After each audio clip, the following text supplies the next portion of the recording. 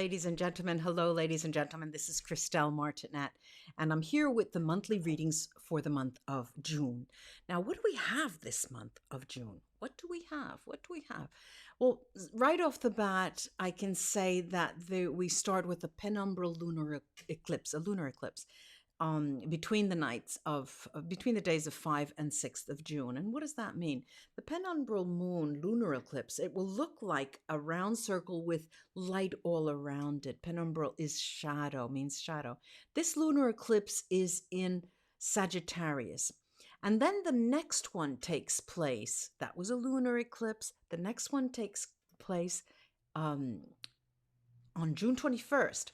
And it is a solar eclipse in Cancer with very intense and antagonistic energy, followed by unpredictable and difficult to follow events. And so this June has 2 moons and 2 eclipses, a solar and a lunar eclipse. So you can imagine on June 21st, the moon will block the sun over Africa, the Central African Republic, Congo, and Ethiopia, south of Pakistan as well, and northern India, and China, mostly all of China. You'll be able to see that. It's going to be very intense, June, with the potential to cleanse, the potential to purify, close some loops or wounds. That's really important to remember, or get rid of, eradicate some unconscious or borrowed patterns that we may have, which could be old or very, very old, and could be ours or from our ancestors. So the solar eclipse in Cancer on June 21st represents a great time, a propitious moment for letting go of the past. I'll say it again, letting go of the past. How many times have we heard that before? But only after we offer ourselves enough time for closure following some less pleasant events. So how are we going to conduct these readings this month? Let me show you the decks that I'll be using. I have the Egorov Tarot. It's a Russian deck. I got it in St. Petersburg. Gold edition of the Egorov Tarot. Beautiful deck, beautiful deck. Slightly different from the Universal Tarot deck. Then I have the Silver Witchcraft deck, which is one of my favorites. I always say it's one of my favorites. And then I have my Virasipila cards that you know I use all the time. And of course, I have my runes. So for those of you who are here for the first time, if you like what you see, do share, subscribe, and ring the notification button so you'll get notified. I would appreciate that. Enjoy these readings and write to me under each reading to tell me how it resonated. Tell us a little bit about your story. It's always nice to share our stories, especially in this time of social seclusion, and we are all in the same boat. We are. So enjoy the readings. Namaste.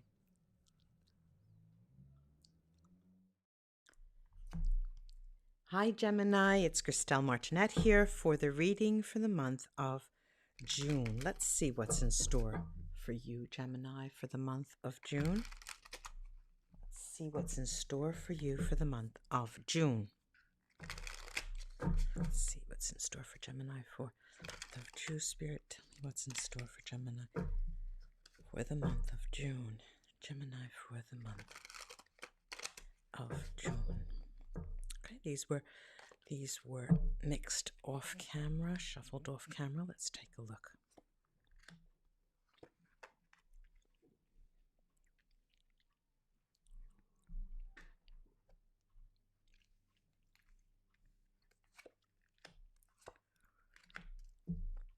Okay, so let's start with the top.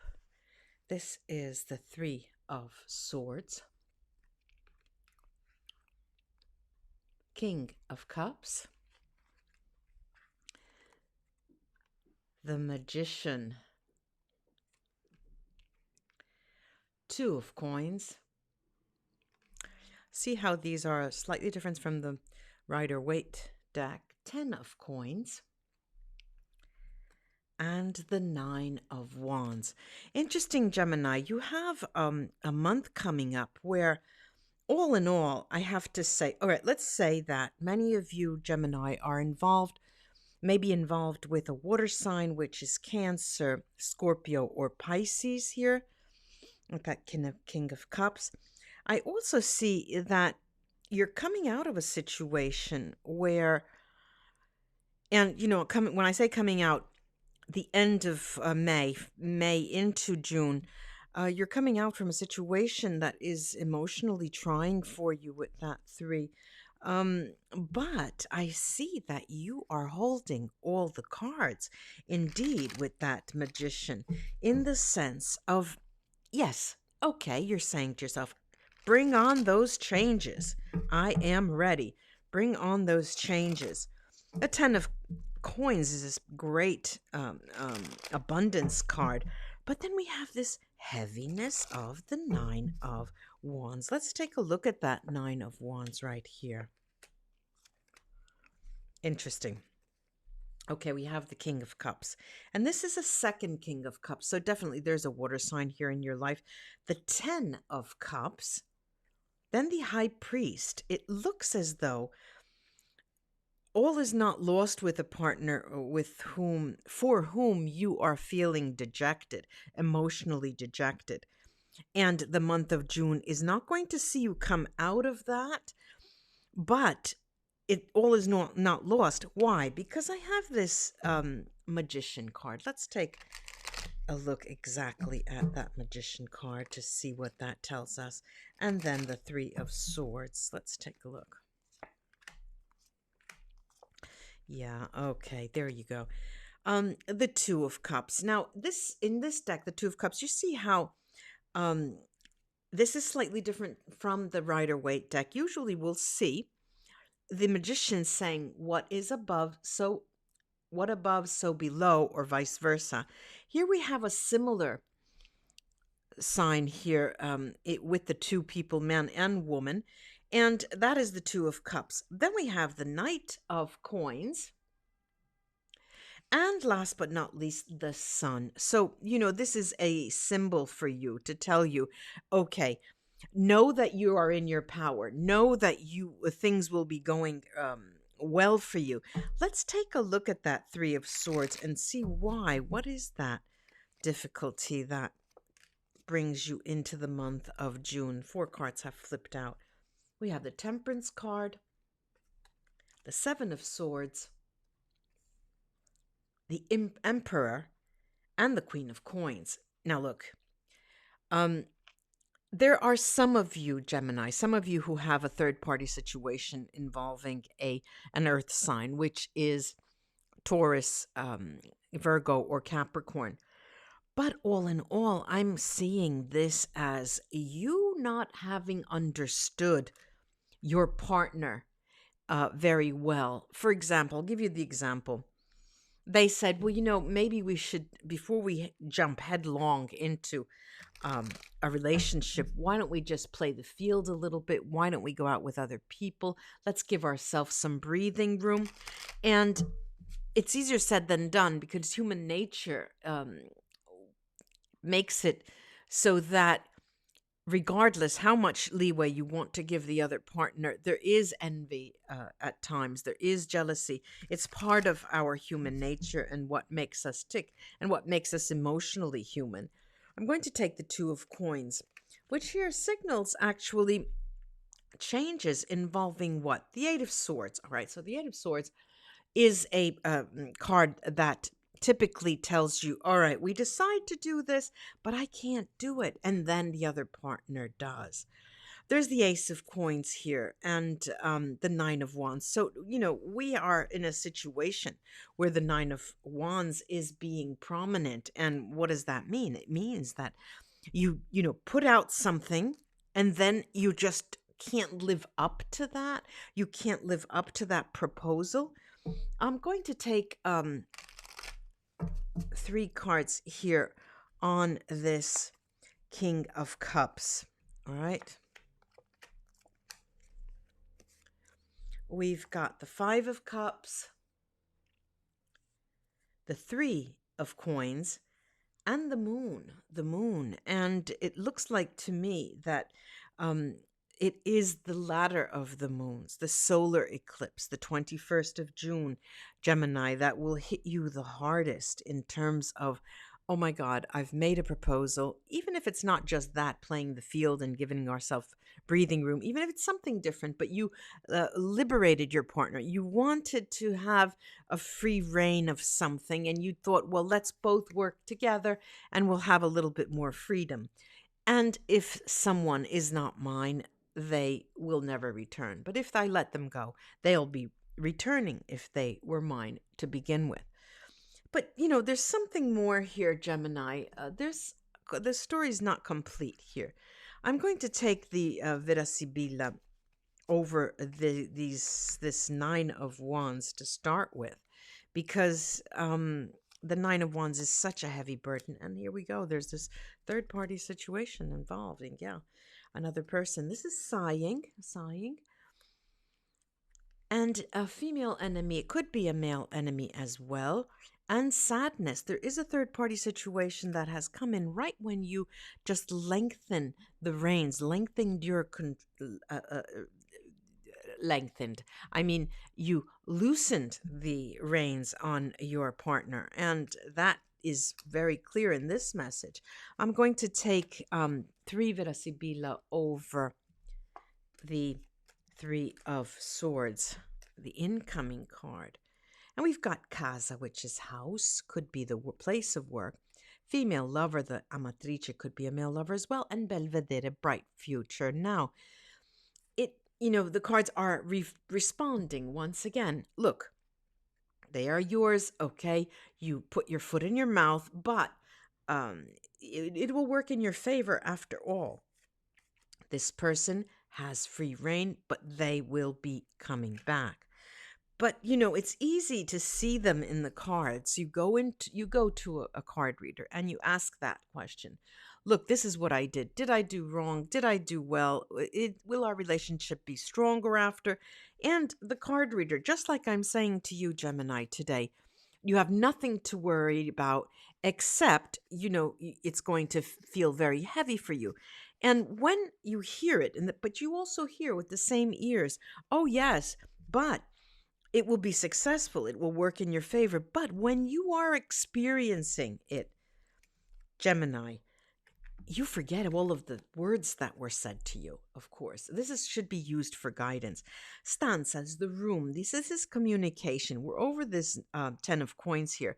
Fortune, fortuna, and we have this Gran Signore, the great partner, the great protector. Definitely here, messages. The communication never stops between you and a loved one, even though you've given them freedom of action. That we can count on. The communication is upheld always. Then I'm going to look at this 2 of coins, the changes that were underway. And yes, here again, if you can bear in mind, Gemini, what I'm saying to you, Costanza, the lady Constance, is there. There will be a remaining situation of the status quo. Donna di servizio, the housemaid, and omaggio di preziosi gifts, but these are messages of Constance, messages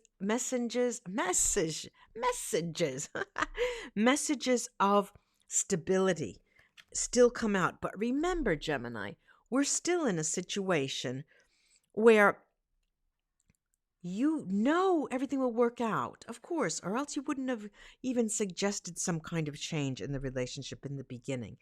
But as I said, when you're walking through these emotions, it will literally kill you because of the pain it will give you. Now, I'm going to go over this this King of Cups. There are 2 King of Cups in the reading. Okay, this is it. We have Morte, the death card. Then we have Bambino, the child, and Fedeltà, fidelity. Now, the beginning of fidelity, fine, but the death comes first. So what does that mean?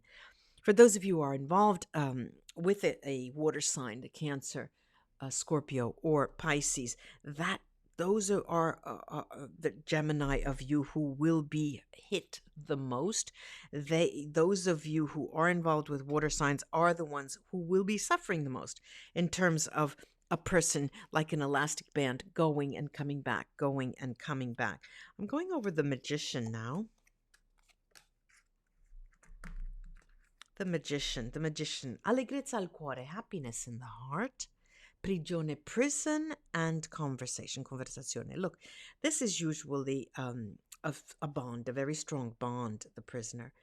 And you are very strong in the bond, but you want that bond to make you strong, hence your status of the Magician that can will to you and attract to you what you wish.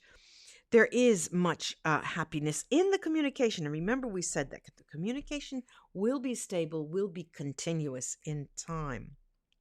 Let's take the runes to see what they have to add, Gemini.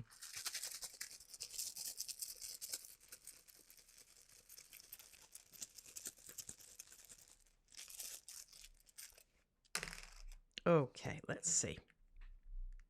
Yeah, you've got some really interesting runes here. All right, look, we start out at the very top. I'll start at the top. And we have Tyr, and it's bright stave. And Tyr is victory in competition. If there's another person involved, you are very well placed, extremely motivated. And you have also an increase in power, and some of you will increase your status economically. We have here Ingvats. Now, Ingvats is a rune which talks of, again, success, which talks about successful conclusion, finally, relief. The end of June will bring you relief in this sense from your anxiety because of fear that you will lose something. It also can signal, and I see this for you, Gemini, it signals a milestone in your life. You risked something, and it's working in your favor. Then we have Otala, Otela, or Otala, and this has to do with our possessions, the things that money can buy. You are consumed by an ideal or a vision. And that vision for you, Gemini, is the key actually for what would come in the future.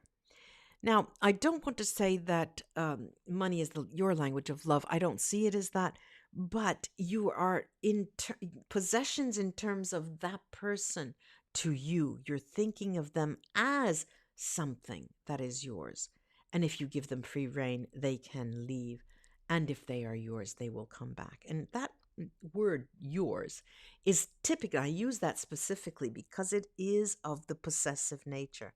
And so when we talk of Otala here, it is true, it's about possessions, but it's also about things that money can buy. And in the case of your relationship, money cannot buy that relationship, unfortunately. So you are asked to wait. We have Fehu here, and it is Merkstave in that position. There is, when it's bright stave, when it's right side up, it's a romantic or financial gain, okay, with other successful runes. When it's Merkstave, it's not. But here I've got success. I have to say that Fehu is fulfillment. It is actually fulfillment in the sense of romantic gain. So romantic gain. Now we have two other runes left here. One is Isa, literally ice. It means a cooling down period, cooling down in a relationship. So it is in line with what I said. There's this, idea of, okay, let's do something different. Let's give ourselves a break here. Then we have Bjork Berkana, which is bright stave. And this is what augurs well for you, Gemini. Why? Because Bjork Berkana literally means birth, means the beginning, means uh, uh, the starting of a new project, the starting of something new. It also means an actual birth, fertility. So if there are those of you who are hoping to become pregnant, if you're in childbearing years, this augurs well for you in the month of June. It's about family as well. The A new project begins, new romance begins, and it's difficult because I'm asking you to stand on your head, literally, Gemini, and see this elastic band moment as something that will be bringing you then together. I do hope this was of help to you, Gemini. And right, like I mentioned in the beginning of the videos, to explain how your situation is, and we can all get something out of it. If you don't mind sharing, it would be lovely. Namaste, Gemini. Bye bye. Till we read together again.